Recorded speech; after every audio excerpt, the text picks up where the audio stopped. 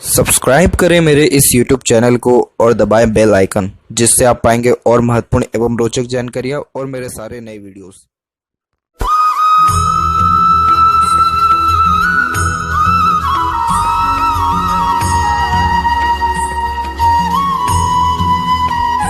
नमस्कार दोस्तों, भगवान आप सभी का भला करे और आपकी सारी इच्छाएं एवं मनोकामनाएं पूरी हों। दोस्तों, आज मैं आप सभी को इस हाथ से रिलेटेड महत्वपूर्ण जानकारी व्यक्त करूंगा, जिसमें सर्वप्रथम यहाँ पर आपके फिंगर के एनालिसिस के बाद इस पूरे पाम का एनालाइज कर आप सभी के सामने व्यक्त करूंगा। तो यहाँ पर सबसे पहले आते हैं फिंगर के लेंथ पे। तो फिंगर के लेंथ पूरे पाम के कंपेरिजन में शॉर्ट है, जो एक फास्ट डिसीजन मेकिंग हैबिट को, जल्दबाजी और हड़बड़ी को इंडिकेट करता है। नॉर्मली ऐसे जातक बहुत जल्दी किसी बात का रिएक्ट करते हैं, बहुत जल्दी अपने थॉट्स को एक्शन में कन्वर्ट करने लग जाते हैं और जिस भी बात से इंस्पायर्ड या मोटिवेटेड हो जाते हैं, डेफिनेटली कुछ समय के अंतराल में वो काम इनको करना ही है। तो इस कारण से क्या होता है कि कई मर्तबा गलत डिसीजन शॉर्ट टर्म पीरियड पे ले लेते हैं, उसका इफेक्ट बहुत ज़्यादा नेगेटिव भी पड़ जाता है लाइफ में। तो खासकर कोई भी निर्णय लेने के पहले या एक प्रकार से प्लानिंग करने के पहले दूरदर्शिता जरूर रखें। लॉन्ग टर्म बेसिस पे सोच करके चलना या लॉजिक लगा के अत्यधिक काम करना या पेशेंस रखना बहुत ज़्यादा आपको इंपॉर्टेंट है, तब जाकर के प्रॉपर स्टेबिलिटी और हर काम में सेटिस्फेक्शन आपको मिलेगा। और नॉर्मली होता क्या है कि जिस किसी का भी फिंगर ऐसे शॉर्ट हो, लिटिल फिंगर इंडिपेंडेंट हो, थंब शॉर्ट हो, तो लाख इन जातकों को कुछ समझा लीजिए, लेकिन इनको करना अपने मन का ही है। यानी आप क्या करेंगे, आप सुन सबकी लेंगे लेकिन अंततः करेंगे अपने मन की ही। क्या होता है कि सारे फिंगर के कंपैरिजन में जब लिटिल फिंगर इंडिपेंडेंट हो तो ये व्यक्ति को थोड़ा जिद्दी स्वभाव दे देता है, हठी किस्म का नेचर दे देता है और इंडिपेंडेंट नेचर होता ही है, जिस कारण से किसी के अंडर में ज़्यादा कंफर्टेबली वर्क नहीं कर पाते हैं, परंतु अपने अंडर में दूसरों को रख करके अच्छे से काम निकलवा सकते हैं। तो एज अ इंडिपेंडेंट वर्क या as a high post authority कोई भी काम आप जैसे जातक ज़्यादातर करते हुए पाए जाते हैं, लेकिन जो किसी के अंडर में दब करके या किसी के रूल्स रेगुलेशन को फॉलो करके काम करना थोड़ा जो है अनकंफर्टेबल और अनस्टेबल आपकी लाइफ में ये जो जॉब है रहने वाला रहेगा। इसीलिए जॉब में भी थोड़ा सा डिफ़िकल्टीज़ देखने को मिलती है, परंतु टेंशन लेने वाली बात कोई ऐसी है नहीं। अभी जस्ट आपका फेट लाइन भी जनरेट हो रहा है, तो तकरीबन उम्र जो है 30 यानी नेक्स्ट ईयर तकरीबन आपको जो है डेफिनेटली जॉब मिल जाने के चांसेस है, वो भी जन्म स्थान से दूर, और फॉरेन कनेक्शन होने के चांसेस भी यहाँ पर ब्राइट हैं। क्यों है बाद में अभी चर्चा किया जाएगा। बाकी लिटिल फिंगर की लेंथ शॉर्ट है, तो इस कारण से क्या होता है कि कम्युनिकेशन स्किल, मार्केटिंग स्किल थोड़ा वीक होता है, व्यक्ति मन के अंदर बात को दबाता है, स्ट्रेंजर या से बातचीत करते समय हिचकिचाहट, घबराहट देखने को मिलता है, स्टेज फियर भी होता है। तो इस कारण से क्या होता है कि कई मरतबा इंटरव्यू फेस करने में थोड़ी डिफ़िकल्टीज आ जाती है। तो अपने कम्युनिकेशन को स्ट्रॉन्ग करना चाहिए आपको, रैंडम पीपल से जो है टॉक करके, और जो इसके रेमेडी है व्हाट्सएप पर आपको शेयर किया जाएगा। ओवरऑल देखा जाए तो ये थोड़े पंचुअलिटी या मैनेजमेंट को भी वीक करता है, तो उस कारण से कार्यों में देरी या फिर कोई भी काम प्रॉपर मैनेजमेंट के साथ नहीं देखने को मिलता है। तो इस कारण से भी काम बनते बनते रुकना या काम में अड़चन बाधा आना वैसे योगों को भी दर्शा रहा है। थर्ड और फर्स्ट फिंगर के लेंथ में फर्स्ट फिंगर के लेंथ अच्छा रिकमेंडेशन दे रही है, तो ये व्यक्ति को नॉलेज अच्छा देता है, सेल्फ रिस्पेक्ट ऐसे जातकों में अच्छा देखने को मिलता है और रिस्पॉन्सिबिलिटी टेकिंग नेचर होता है, जिसके कारण कभी भी किसी भी प्रकार की जिम्मेदारी लेने से आप यहाँ पीछे नहीं हटेंगे।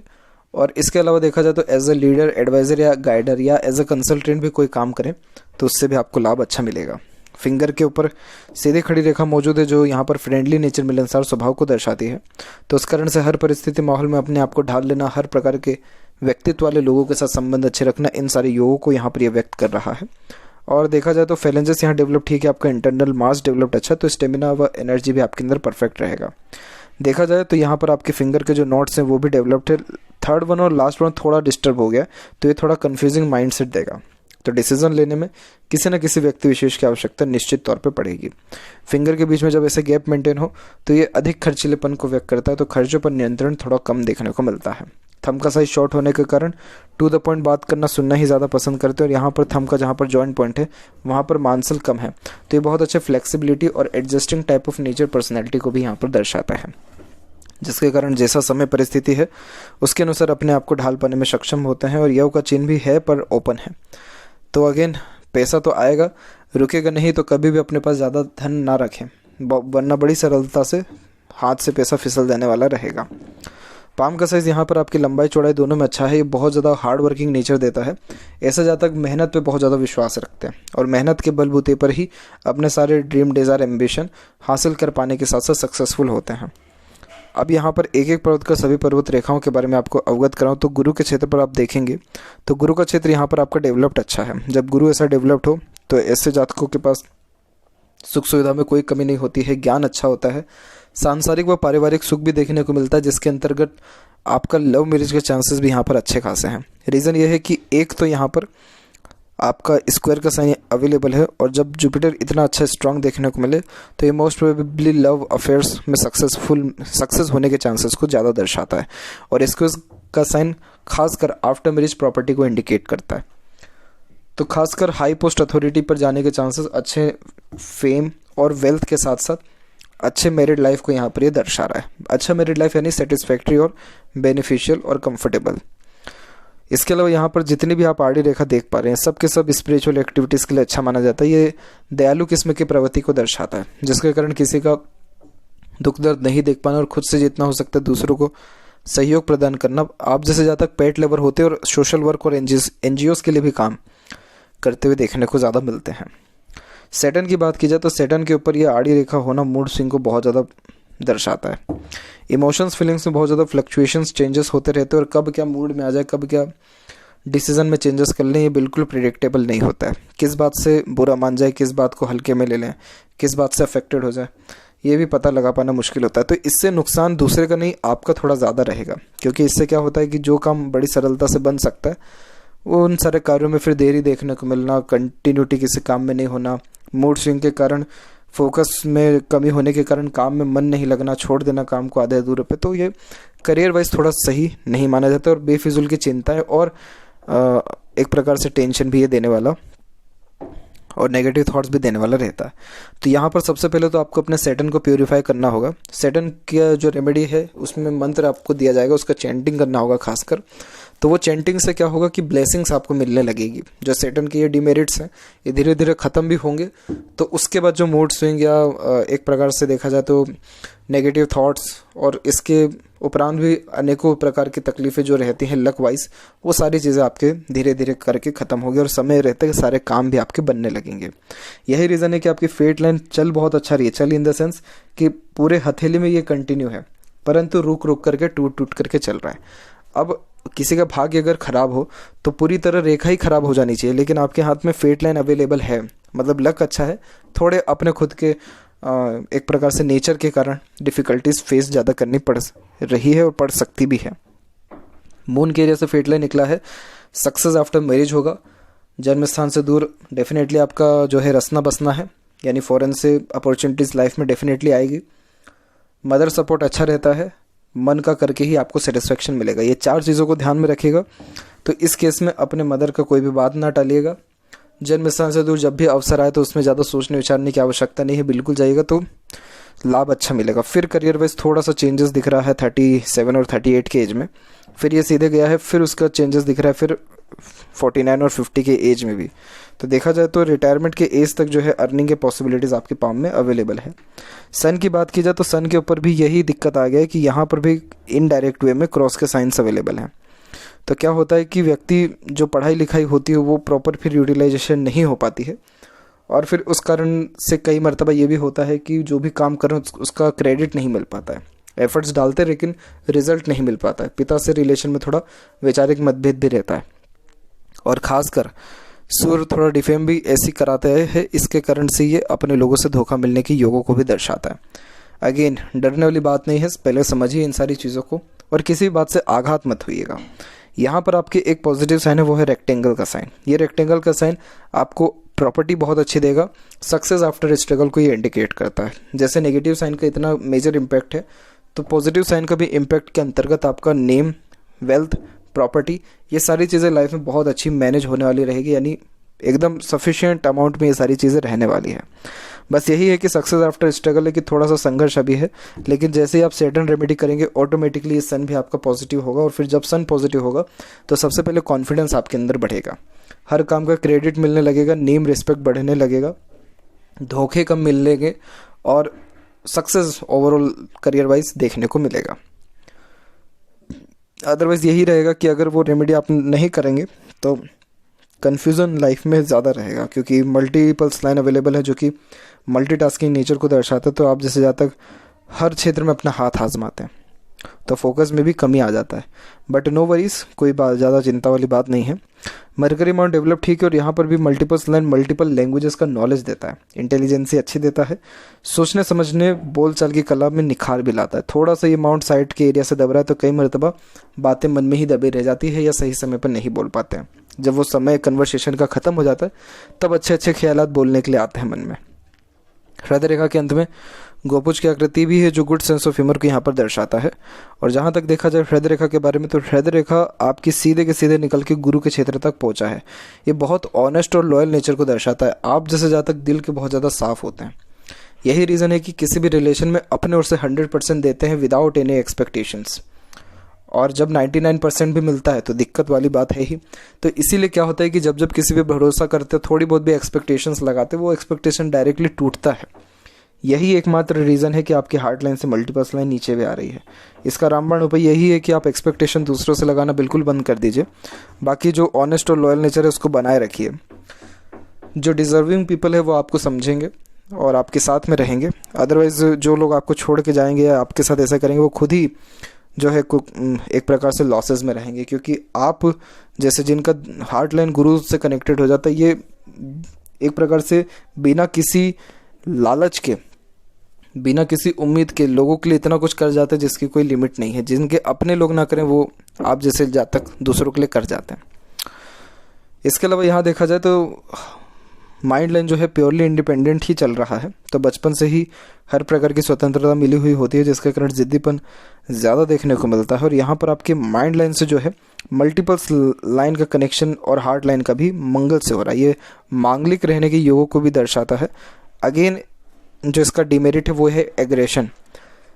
कोई भी काम जब आपके अकॉर्डिंगली नहीं बनता है तो एग्रेशन, फ्रस्ट्रेशन, इरिटेशन बहुत जल्दी एग्जिस्ट करने लग जाता है। तो ये साइन थोड़ा सही नहीं है। ओवरऑल देखा जाए तो ये माइंड लाइन आपकी बहुत ज़्यादा स्ट्रांग है। Straight mind line long, hard और डीप स्टडीज़ को दर्शाता है।